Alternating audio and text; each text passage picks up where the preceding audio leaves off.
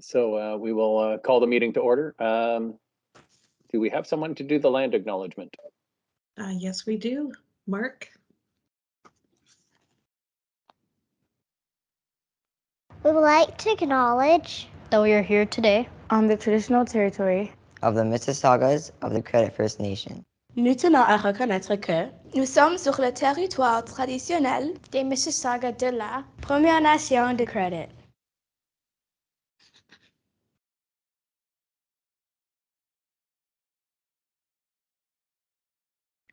Thank you. Okay, thank you very much. We do before us have a 7-point agenda tonight. I haven't received any last-minute changes to the agenda. Anyone else having any issues with the agenda, or can we move to accept it?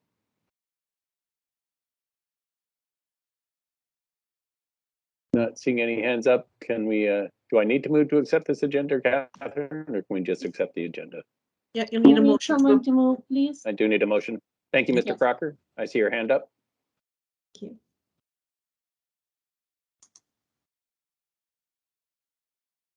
Okay. Any objections? No. Okay.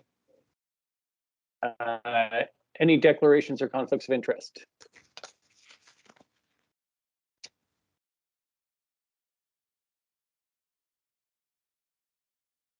Not seeing any there either. We will move right in. Catherine, we'll turn it over to you. Thank you very much. And through you, Chair Marchand, the first report on the agenda this evening is in relation to the trustee expense policy. It is best practice to review the trustee expense policy every term of the trustees. In addition to best practices, there is an existing resolution of the board, Resolution 21-189, which passed on November 24th, 2021, that calls for a review of the existing trustee expense policy. This report and the draft policy attached is the outcome of following the steps outlined in the board resolution. A scan was done of other school board trustee expense policies, as well as the Ontario Public Service expense policies, together with review and consultation with Finance, Trustee Services, the Director's Office, and the Integrity Commissioners. The comments received from the consultations were incorporated into the draft appended to the report on this agenda.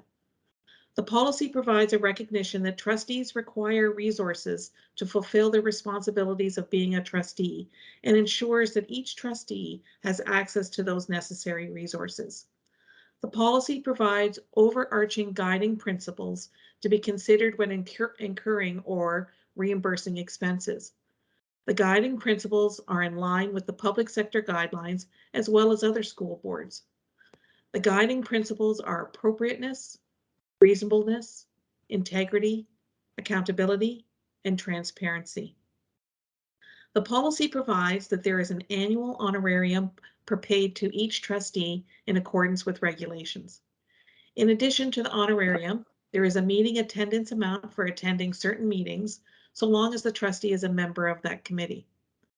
These meetings include attending any task force meetings when the task force is formed by board resolution. The policy provides that the board may review annually all committees and task forces that have trustee membership to determine the sufficiency of the additional meeting amount and to determine which committees and task forces are eligible or ineligible for the payment. An important thing to note is that in this policy, it provides for lots of opportunities for update and review so that it is kept current and is effectively meeting the needs of the trustees and the purpose of the policy. There are provisions in the policy for staff support, office equipment, technology, travel expenses, meals, and hospitality. In addition, there are provisions for 3 specific allowances. Firstly, there is a professional learning allowance of up to $2,500 per year for professional learning. Each trustee is able to undertake whatever specific learning and development that they choose, so long as it relates directly to the role of school board trustees and or the delivery of effective programs and services to students. Trustees are expected to share the results of their professional learning with other trustees by reporting to the board, by circulating a written synopsis or by making materials acquired through the professional learning available to other trustees. This way, there is good sharing and ongoing learning for the whole board. The second allowance is a communication allowance. Each trustee will be reimbursed up to $1,800 per year for expenses to communicate with constituents. To be eligible for reimbursement, all advertising in local media, newsletters, written materials for distribution, mass mailings, etc., must be pre-approved by the chair of the board in consultation with the executive lead, public engagement and communications. The third allowance is a discretionary expense allowance. Each trustee will be reimbursed up to $3,000 per year for expenses related to carrying out the responsibilities of being a trustee and are not already reimbursed by any other provisions in the policy. Eligible expenses include office supplies, internet connectivity charges, school support, recognition events, or programs or events promoting PDSB board approved advocacy. To provide further clarity and in keeping with best practices, there is also a listing of ineligible expenses. The list is not exhaustive, but does provide some guidance. If there is a dispute about the eligibility of an expense, a trustee may appeal to the audit committee for determination of the eligibility of the expense. The decision of the audit committee is final. All expenses claimed by a trustee will be posted on the PDSB website. They will be posted within 90 days of the end of the year. Lastly, there is a section in the policy that sets out the roles and responsibilities. One of the trustee responsibilities is to submit all claims within the year that the expense was incurred to be eligible for reimbursement. The policy provides that year is the PDSB fiscal year, which is September 1st to August 31st. The policy provides for various opportunities for pre-approvals and for claiming expenses. Once passed, the forms and procedures for using the policy will be developed and shared with trustees for their use. The policy will be effective November 15th, 2022, to coincide with the start of the new term of the trustees. Thank you and happy to take any questions or suggestions for the policy.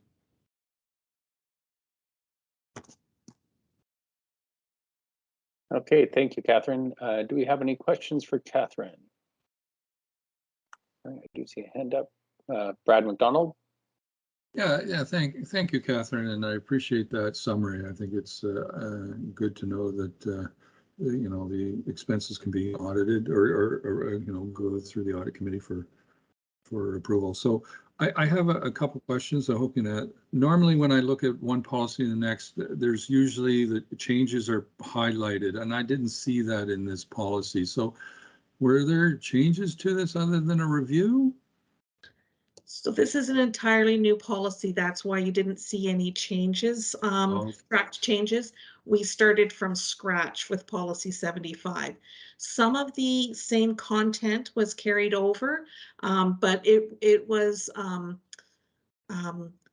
written in a way that wasn't quite in line with best practices or in connection with the new way of writing policies across school boards, which is to set out the guiding principles and then go into some of the rules thereafter. So it is a redo. Okay, so you know, when you start talking about the communication part of the $1,800, that wasn't what we had previously. It was really meant for communication devices, not mailings or anything. So that's a change in the policy, right? There was a communication allowance, and it was, I think, interpreted differently than it was actually applied. So the purpose of this policy is to provide some clarity around what was actually happening and what was, I think, intended by the policy. I'm hoping, but really looking forward to feedback if this policy, this version, provides that clarity that trustees may be looking for managing communications with constituents. Okay, and so my next question, and so we're coming up to the end of 4 years, and traditionally what I have done with my leftover money that we have, and you know, it's over 4 years. It's substantial enough, I think.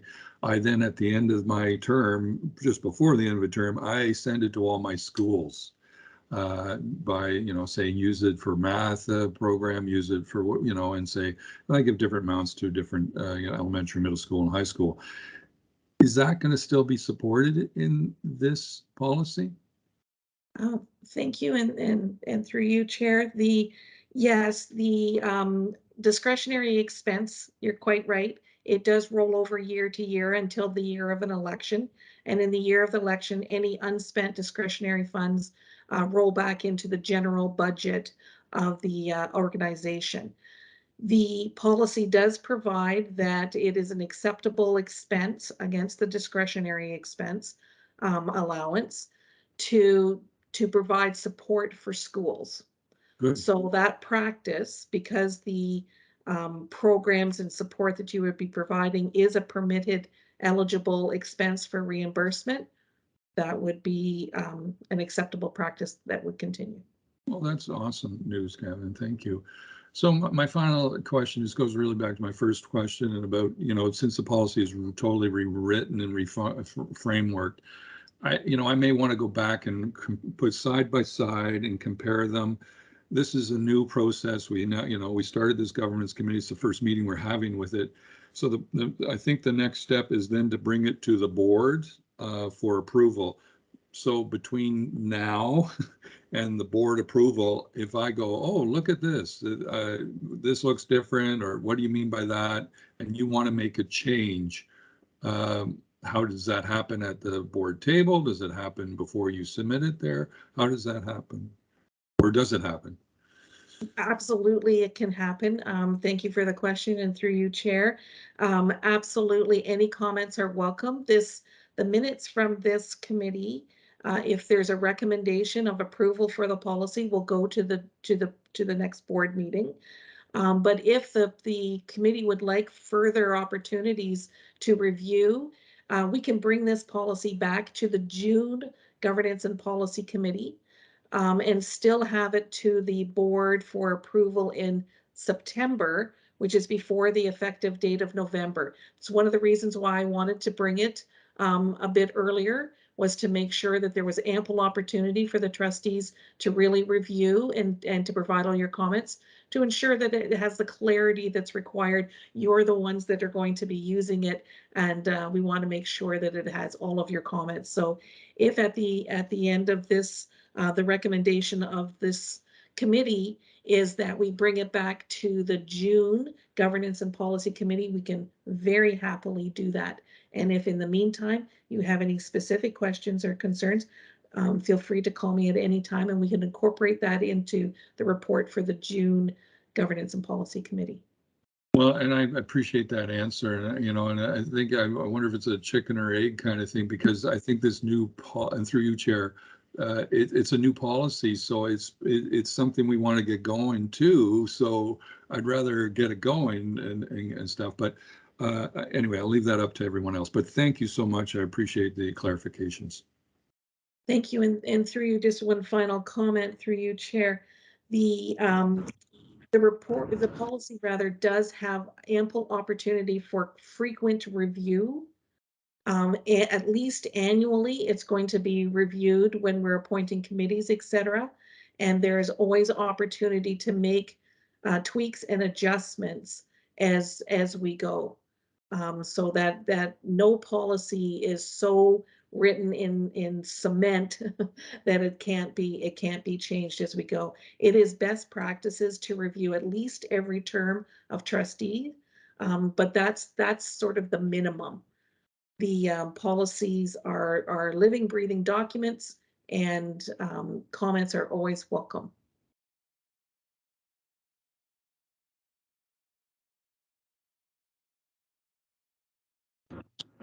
Mr. Chair, if you don't mind, I got a question. I'm in my car, so okay, I can't. Thank you, Catherine. Sorry, sorry, David, do you have a question? Yes. Oh, so thank you for this, Catherine. Question that I would like to ask.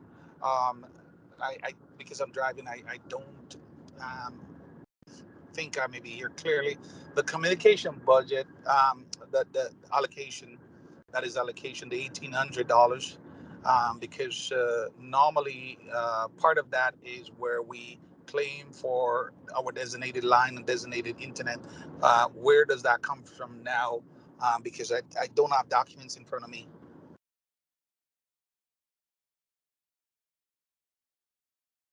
Thank you for the question, and through you, Mr. Chair. There are still the opportunities to claim those kinds of expenses, like the office expenses, through the discretionary expense allowance, which is $3,000 per year. So that would include things like office supplies, internet connectivity charges. So there's the $8,000 there. So following to that, if that is moved over there, because communication budget was part of, I recall was part of where that come from. Discretionary is discretionary.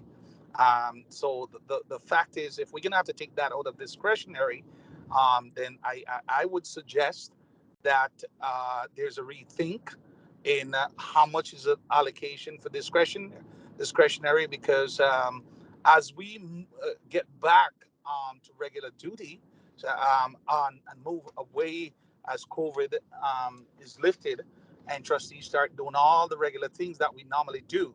If we're to take that, because if you would agree with me, internet price is going up every day. Phone, every minute you turn around, there's another increase. So with that said, I don't think if that's where we're going to take it from, $3,000 is would be fear to have a discretionary, so if that's where that is moved to, I think I would ask, politely, if either a rethink and place back that part of the communication where it belongs into communication, and leave the discretionary to, as discretionary, or we may look at increasing the discretionary then, because again, as we come out of COVID and trustee get very busy and very active, that discretionary could depleted really, really quickly. So that's just a comment. I'm asking to let us think about that as we move forward. Thank you for that observation and comment, and through you, Chair. There is the office equipment and technology that is also kept separate, but I certainly understand your point about the internet being an issue. So in the office equipment, just for clarity, the office equipment technology, trustees will each be provided with the technology equipment, including a cell phone and computer, one of a desktop, laptop, or a tablet, as well as a printer, scanner, copier. And the monthly charges for the cell phone will be paid under the office equipment and technology, not out of any of the allowances. So it's just, I think that the question really is around office supplies and internet connectivity charges. So thank you for that comment. So if I may follow up, Mr. Chair. So what I'm talking about, Kathy, is that the fact that each trustee, we have a designated line, because as you know, they put a line in that is a landline other than a cell phone, that trustees, that's where all the trustees' voicemail and everything like that goes to. And then also out of that same landline is where the internet also comes out, because when they put that landline in, there's a plug that is plugged into that same landline for the internet, for them to bring the internet into your home for that. And that's the piece that I'm talking about. I'm not talking about the cell phone piece. So again, that's something that needs to be taken into consideration as we move forward with this policy. Thank you. Yeah. before I get back to Brad, Brad, if I may, just to follow up on David's question. Catherine, did you scan the trustees' expenses over the last 3 years or 6 years, looking at these numbers to see, how, did all the trustees fall within these numbers in terms of coming up with them? The other piece I was sort of missing is I saw you did a scan of other jurisdictions, but within those other jurisdictions, does this numbers put us straight in the middle, towards the top, at the bottom? Sort of, it's nice to know that you looked at other jurisdictions, but that doesn't, we could be 10 times at other jurisdictions, or we could be 1/10 of the other jurisdictions. That information is sort of missing here in terms of the policy and that background piece, which I may think would help us decide whether or not these are reasonable numbers or not. I think they're incredibly generous on the other hand. So, as opposed to David's comments, but just having that sort of, where do we fall within the other large boards within the province and within the other large boards within Canada in terms of the, the allowances and the numbers that you've come up with.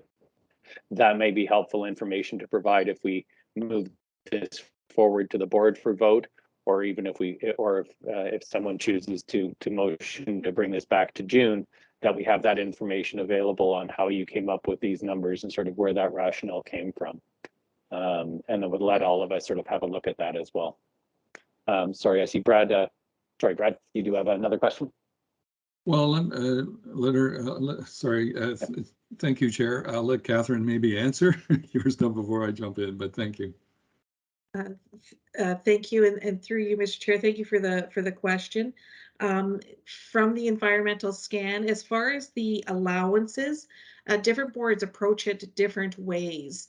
And I took the allowances concept from the existing policy here, and there were a few other boards that also had an allowance type approach. Others were straight reimbursement, and they didn't create these yearly allowances.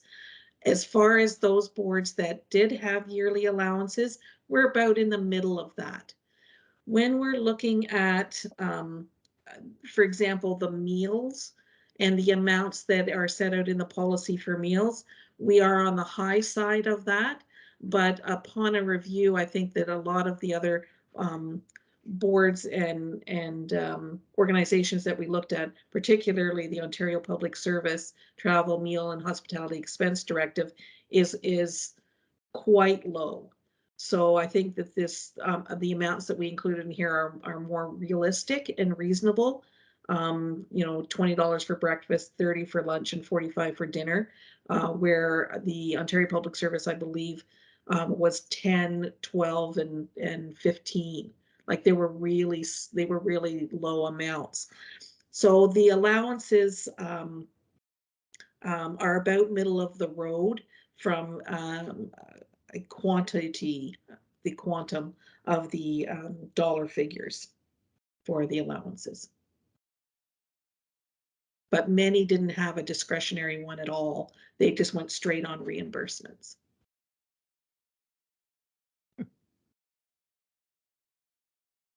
Thank you. Okay, thank you.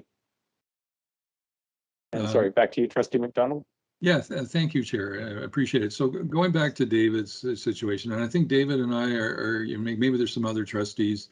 So this communication piece has always been, and I've been always leading the communication, how to make it easier. So first of all, when I came to as a trustee, I already had two phones, a personal phone and a work phone, and I didn't want a third phone. So if I read the policy correct, you will, I can charge the monthly fee, and I'm fine with that, and I've continued to do that. But that money for that, came out of the communication, we'll call it bucket kind of stuff, not out of the discretionary type of thing. Then, like David said, one of the, I've passed this on a lot of trustees to get I used Vonage at the time. That was an IP phone at the time. That would be the landline that people would call me on, and I get an email. So then it was perfect for sending here, principal or superintendent, can you take this? And they get the message that I would have had type of thing. And I traveled a lot, so it was very convenient. So again, that's a communication expense on top of, my internet, charge as well, which was, again, a communication expense. So that came out, I believe, out of the $1,800 bucket, nothing out of my discretionary. So that's where I think David and I are aligning up on that. And, it's interesting now that you're expanding it to say I can put flyers out and do that kind of stuff. And then that's good news. And that's something I appreciate. But I'm just saying that's where that discretionary, or sorry, that communication number was covering initially for that. I hope that's clear. Thank you. Thank you, Chair. Thank you for the question, and through you, Chair. I think that these are excellent points, and I'm glad that you're raising them. Back to Chair Marchand's question around, have the trustees been using up these allowances? The answer is primarily no, that there has been a bit of a past practice to use up the discretionary expense at the end of the year, but not all trustees had been doing that. But for the most part, over the last 4 years, the allowances based in the existing policy had not been used up.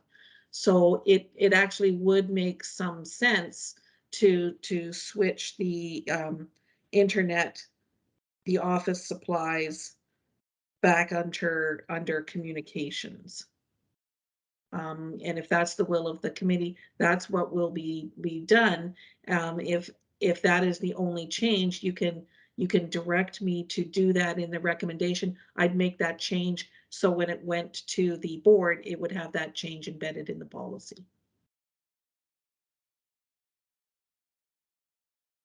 I'm sorry, you broke up for me on a bit there, but I think you're making the change that both Brad and David have mentioned. Okay. If the committee is in agreement with that, then yes, I would make that change, because the recommendation from the committee would be with that change, that the policy could go to the board for approval. Mr. Chair, if that's asking for a motion, go ahead, Trustee Green. If that's asking for a motion to do that, I'd like to do that. And as Catherine said, I think she's making it very easy, so this can go to board. So I really appreciate that.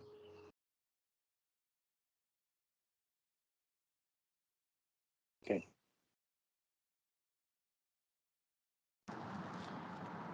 Excuse me, Chair. I have a question when I'm allowed to ask it. Okay, so just before we get to that point, David and sorry, Trustee Green, I will come back to you to ask. Yes. Yeah, I just didn't. I haven't seen your hand up there, Trustee McDonald. So yes, David. Before we go for that motion to move it forward, we'll see if there's any other questions or comments. I think. Go ahead, Trustee McDonald. Thank you. I'm also on my phone, so I don't have the hand raising function. So my question is around, since COVID, the board had suspended the practice of providing printed agendas to trustees, and it was up to trustees to print the agenda if they wanted to.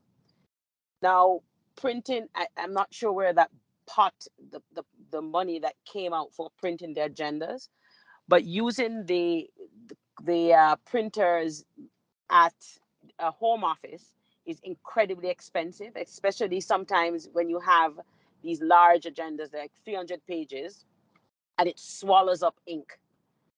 So fortunately, this happened during COVID. So I have not really, because of the situation in schools, needed much funds or requests from schools out of the discretionary. So I was just wondering if they are going to resume the practice of printing agendas for those that need it. I cannot read from a screen, so I have to print an agenda. And, how will that work going forward? Thank you for the question, and through you, Chair. It is not the intention to go back to printed agendas. Printing agendas is, for lack of a better word, a little old-fashioned.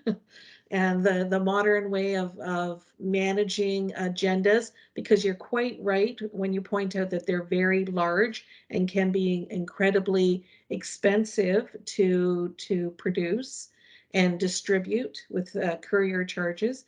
And as well, with the technologies available, which are provided through the policy for everyone to have a whatever computer type device works best for you, whether it be a laptop, a standalone, a desktop, a tablet, for the ease of managing the agendas on the screen.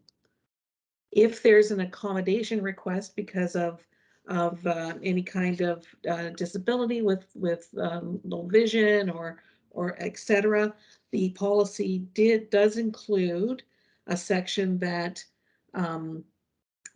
accommodating requirements. So recognizing the valuable contributions of trustees with differing abilities, that there would be appropriate accommodations needed to carry out the duties they would be provided. So if it's an accommodation to require a printed agenda, then that would of course be considered. But beyond that, it's not the intention to go back to a print world. We would be continuing in the virtual world for the distribution of agendas. Okay, thank you for that answer. Thanks.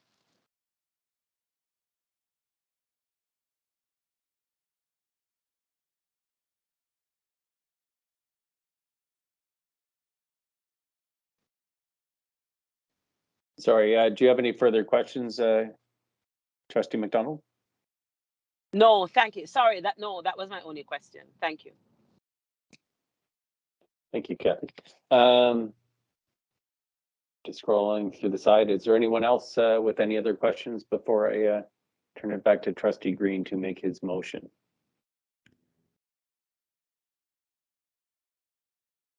Chair, may I ask a clarifying question? Thank you. Through you.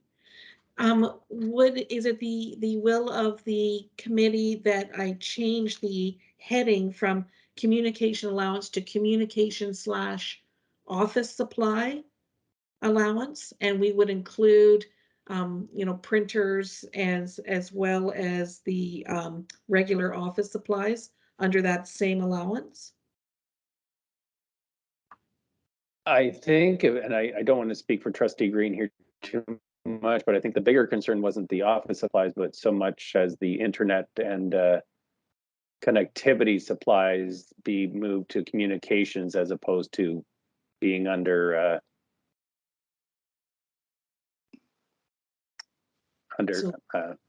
discretionary expenses. Is that correct, Trustee Green? That is correct, Mr. Chair. Thank you for that clarification. I think expenses will remain under the discretionary expense then.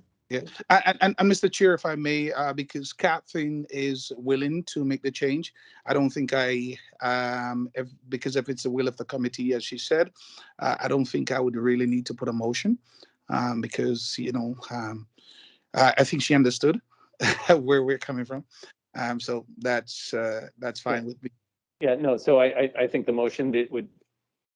Sorry, David. I think the motion then would be to move this forward.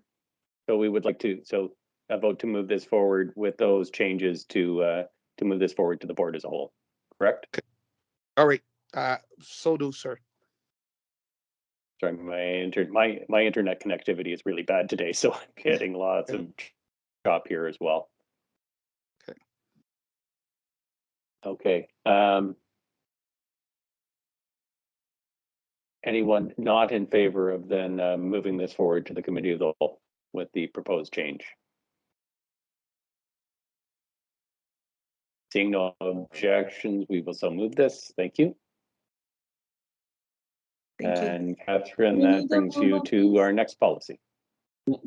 Catherine, do we need someone to move a trustee to move it? Trustee Green did move it. Thank you, Lorelei. Okay, thank you. Thank you. Thank you, and through you, Chair, the next report on this evening's agenda is the Records and Information Governance Policy.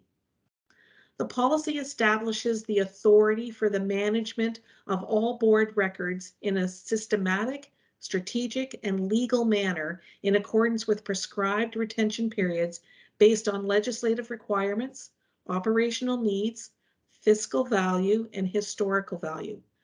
This is the first step in establishing a PDSB records management program. Records are a valuable asset of the organization, and there's also significant legal responsibility around records management. Establishing the record and information management program will be a multi-phased effort and will include, firstly, all necessary policies, procedures, and training around student records. The approval of this policy provides the framework and foundation for the Records and Information Management Program to be developed and maintained. It establishes the governance of the program. An environmental scan of other school boards and guidance documents was completed. In particular, guidance and best practices were taken from the Ontario Association of School Business Officials and their Privacy and Information Management Committee. This policy will start the PDSB down the right path to ensure compliance with legislation and regulations and mitigate risks and liabilities associated with non-compliance. Records and information management principles, policies, procedures, and protocols will be developed further to this policy. They will be developed in order of priority, with the first priority being Ontario student records. We will then move on to non-student records and corporate records. Two pieces of this work are vital to its success: training and communication. We will be working on delivering targeted, regular training on records and information management, and will develop a communications plan to ensure that there is awareness of the program, training, and policies and procedures around records and information management. The policy provides for the roles and responsibilities for the Records and Information Management Program. The primary responsibility for establishing the program rests with Legal and Governance Services. Operating procedures under the policy are being developed to provide for all aspects of the emergent program. Thank you, and happy to take any questions, comments, and suggestions.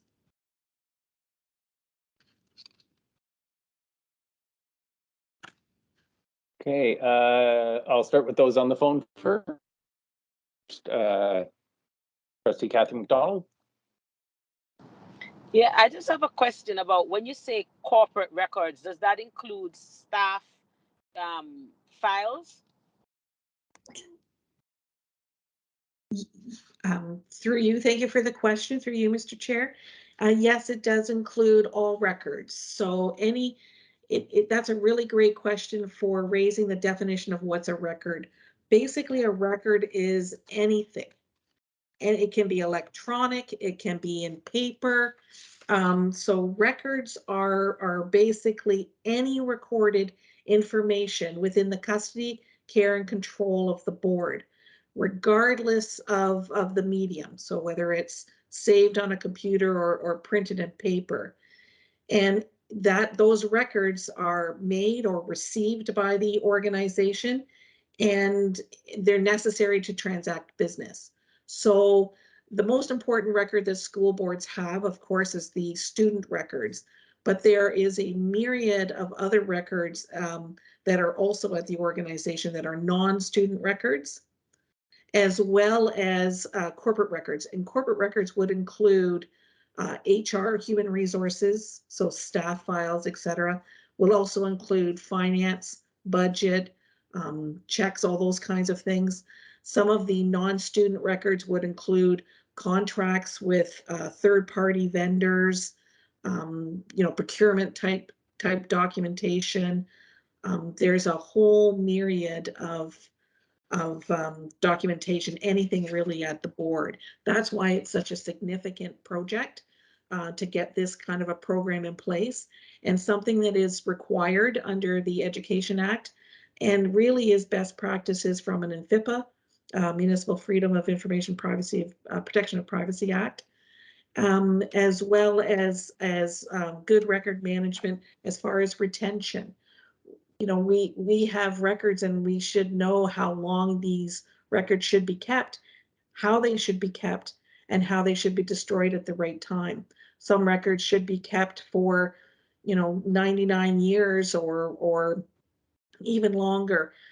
For example, deeds for any of the facilities that we own, any of the property kind of records should be kept for, you know, 99 years plus. Student records are governed, of course, by the Education Act, but there's also nuances beyond that that need to be embedded in procedures, and most importantly, lots of communication and training about how to manage those records. Oh, great. Thank you for that. And could I suggest then probably having a definition of what records are, like a, right? I think that's probably important. The and also having a policy with the accountability piece. So what, you know, what happens in the event of the policy being breached? So simply saying, oh, I don't know, or I wasn't aware, shouldn't be enough. I think we need to have safeguards that to ensure that our staff is aware of their obligations. Also, when you mentioned, you know, how the records are stored. For example, I've been to schools and I've been asked, okay, to wait in a room, and I'm in a room full of, and the boxes all say OSR, OSR, OSRs. And you know, nobody knows what I could be doing in a room with the boxes of these OSRs.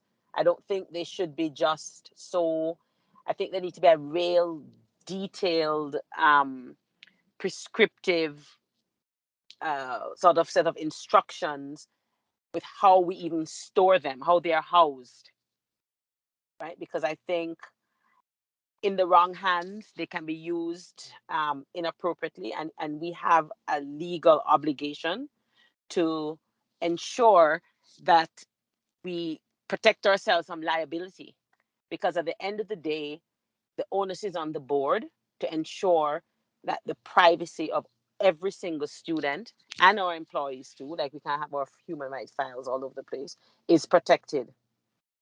And, you know, especially in a world, this Twitter, social media world, right, where people, and you just, you know, you can just send something out on social media and make all these insinuations and, you know, ruin people, destroy children, right? And I think that it's really important that we have to be, you know, tighten up even how we store records.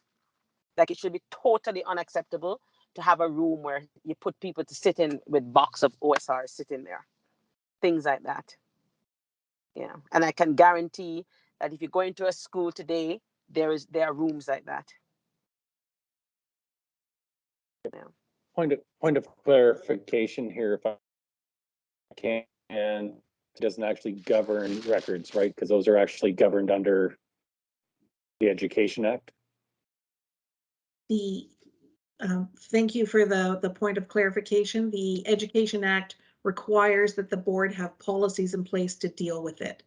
To deal with records in general. The OSR do have some further rules and restrictions around it, and none of our policies can contradict what the law says, what the Education Act provides for, but our policies can augment and can flesh out and can also, based on the legislation together with the policy, we'll have a series of procedures and guidelines that will include education for everyone on those procedures and guidelines of how to actually operationalize the policy and the legislation. So thank you for that, Chair. And if I may, through you, just address a couple of the comments from Trustee McDonald. Very good point about the definition of records, and we have included a definition of record in the policy. And that definition will be consistent throughout any procedures or processes that flow from this policy.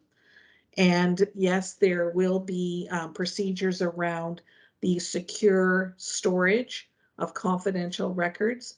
Right now, there is not a policy in place that provides the enforceability and the accountability that is required. But with the passing of this policy, we're establishing those accountabilities and requirements, and the procedures will flow up to the policy, which will allow administration to be able to operationalize and enforce the rules and regulations around records, around that security, storage, retention. But I also just wanted to note that social media is not necessarily a record. It is transitory in nature. So unlike an email that can be a business record, social media in all instances may not be a record that there's an obligation to retain and manage under this kind of a policy. Thank you. Thank you. Any follow-up, Trustee McDonald? No, thank you. I'm good. Thank you very much for that, Catherine. Thank you. Thank you. Going to our other trustee on the phone, Mr. Green. Yes, thank you, Catherine, for that. So, Catherine, because been around and also sits in policies at various different organizations, the operationalized piece, those are going to be appendices, right?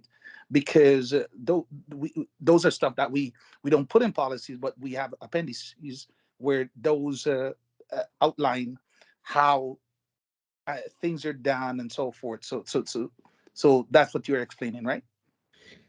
Yes, through you, Mr. Chair.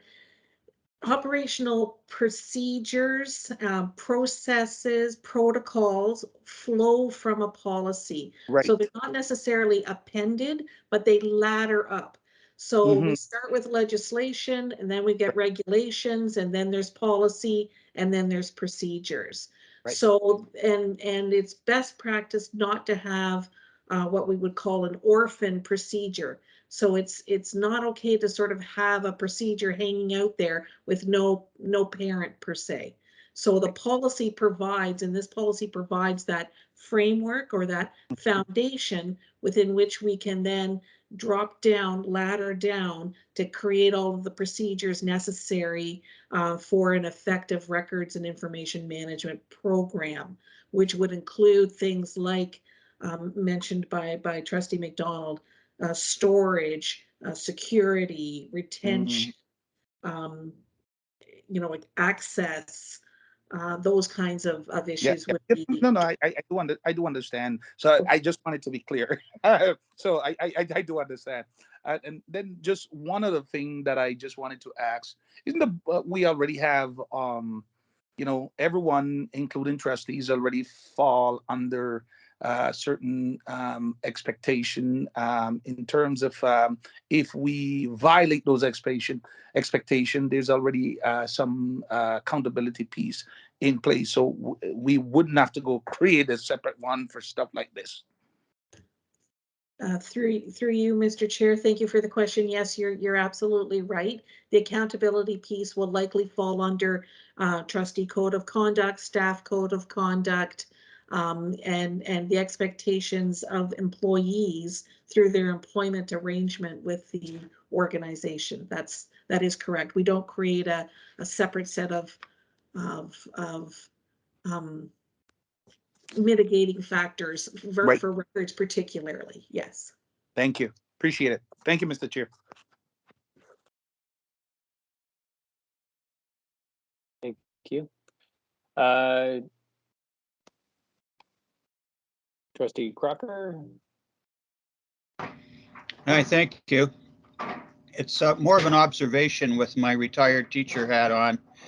Having taught in a school which is now over 60 years old, they've got a lot of records.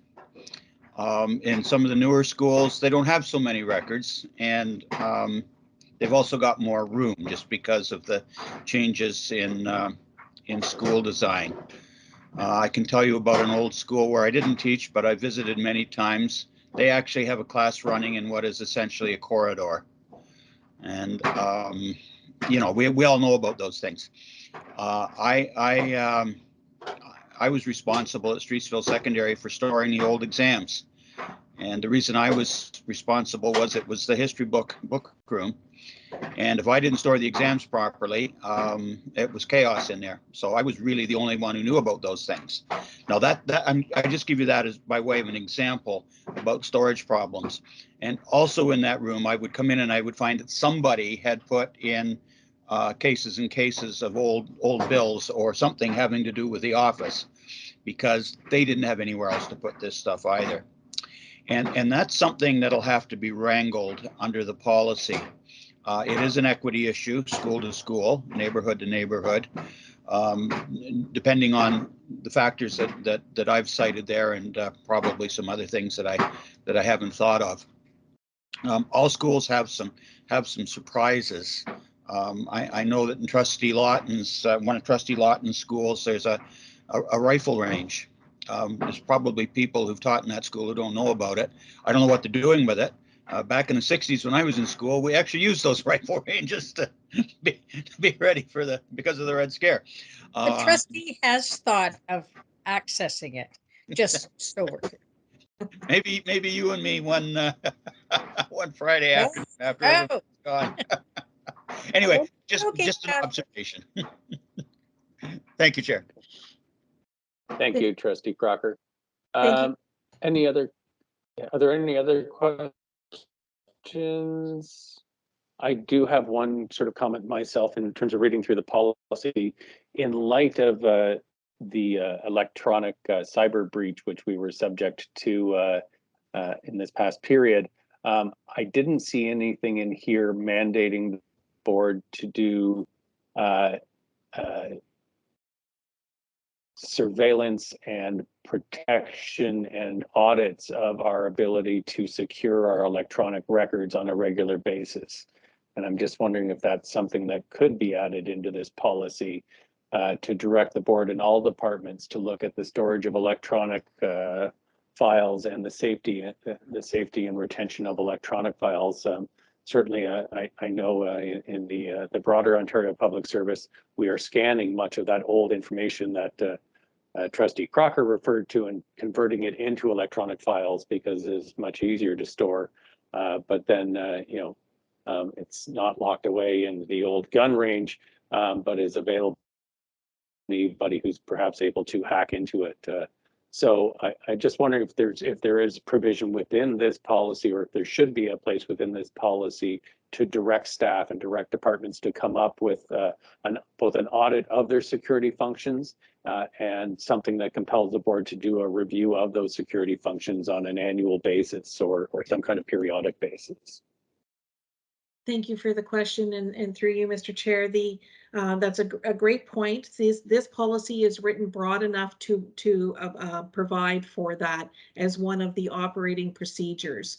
This actually was the impetus to bring this policy was, of course, compliance, to bring ourselves into compliance, but also there was an audit completed. And the audit was saying you need to get a records program in place. And that audit also did refer to the security of documents in the electronic world, in the cyber world. So that is definitely one of the stages that will that falls under the umbrella of this broad framework foundational policy. And that is definitely one of the things that will be addressed with the procedures. And we will be bringing in, of course, the IT group and other groups and likely consultants, etc., for shifting gears to make sure that we've got the security in place, not only for paper records in rooms where people have access, but also, of course, to the cyber world where Honestly, the piracy of electronic records is rampant, and it is incumbent upon us to have those securities in place. There are some in place now, but part of the audit was to make sure that we've got it all set out properly in policy procedures, and we follow that through audits, regular audits. So thank you for that comment, and yes, that is in the work plan.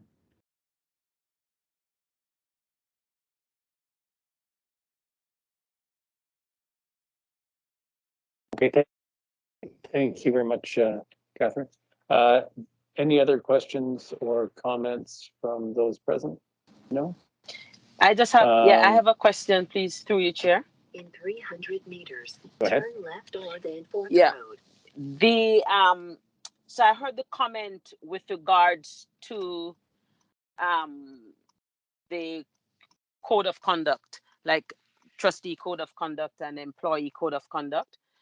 But I know when I was doing my research, and I actually met with different security leads at different hospitals and one person in the police.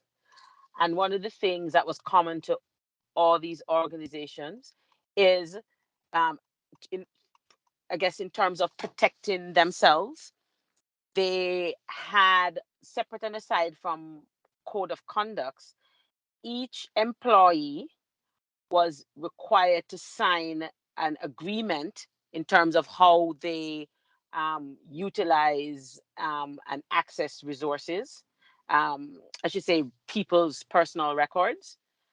And that was done in an effort to protect the organization from liabilities.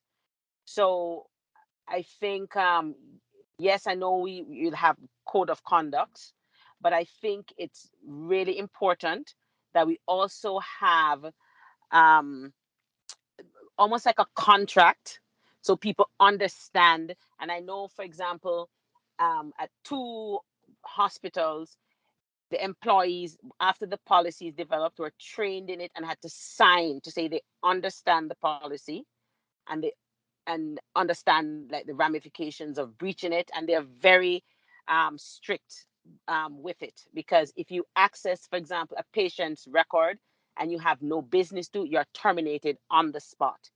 And I think it's the same vigilance I'm looking for in terms of how we treat students' records. If a person who has nothing to do with a student should not be in their records, and if they are, it should possibly lead to termination if they don't have a good reason why. Just like in healthcare, you cannot access somebody's records without having a reason why, and a valid reason too. That's the only comment I wanted to make. Thank you for that comment, and through you, Mr. Chair. Yes, employees do sign a confidentiality and use of records as part of their terms of employment, in addition to the code of conduct, in addition to the staff code of conduct. And there's also in FIPA legislation, and there's the common law about the employee expectation of employee employment relationships.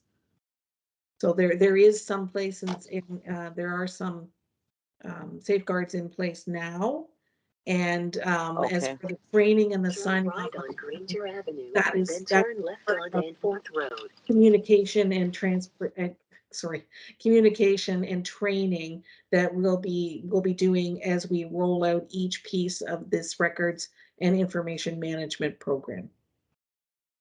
Okay, great. Thank you very much for that. Thank you. Thank you. Any other comments? Having heard that, would someone like to motion to move this one forward? Having not heard of any substantial changes or edits. I would love to move it forward, please. Thank you. Any objections to move this forward? No, seeing no objections, we will move this one forward as well. Thank you, Catherine. Thank you. Back up. Anybody else have any other new business to bring forward?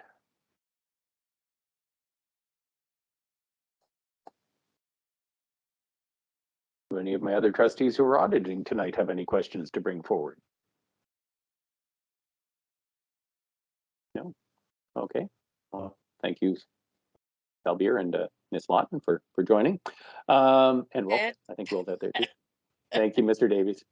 Thank you for the effort. Always a pleasure. Then can I have somebody please move for adjournment? Oh, come on. Brad here, I'll move for adjournment. Thank you, Trustee McDonald, and seeing no objections to that one. Thank you, everyone, for your time tonight. Catherine, thank you so much for putting everything together so concisely. Thank you.